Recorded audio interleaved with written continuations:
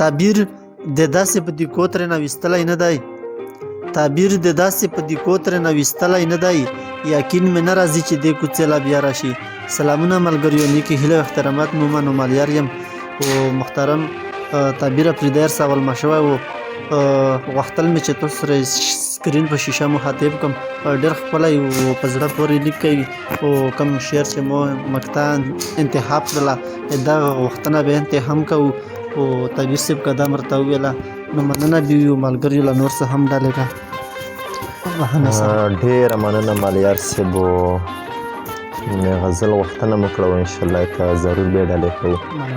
غزل مطلب ده چې زه دومره وژاړم اخر خولې له خندا راشي. زه دومره وژاړم اخر خولې له خندا راشي. د خپلو وینو اوښکو نه حیا راشي. دا وایه ډېر ښه ده. ډېره مننه چې زه دومره وژاړم اخر خولې له خندا راشي. د خپلو وینو اوښکو نه حیا راشي. مننه او ورته پکار دي چې لاسونه له بنګړي واچوي. چې په وطن جنګ وي او کوم سړی په شا راشي. ډېره مننه.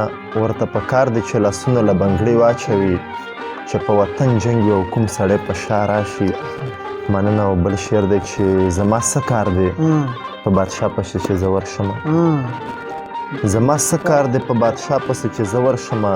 چې د بادشاه کار دی نو ماله د بادشاه راشي. ډېر ښه دی یاره. مننه. زما څه کار دی په بادشاه پسې چې زه ورشمه. چې د بادشاه کار دی نو ماله د بادشاه راشي. مننه. او چې ناڅاپي د یو چا یاد راشي زه داسې شمه. لکه ځنګل کې چې په چا باندې بلا راشي. مننه. چې ناڅاپي د یو چا یاد راشي زه داسې شمه لکه ځنګل کې چې په چا باندې بلا راشي. او مننه. د نفرتونو نه به بیا درته نفرت دردرومي. د محبت پیریان چې کله خو په تا راشي. مننه. او تعبیر د داسې په دیکو ترې ویستلی نه دی. یقین مې نه راځي چې دې کوڅې لا بیا راشي.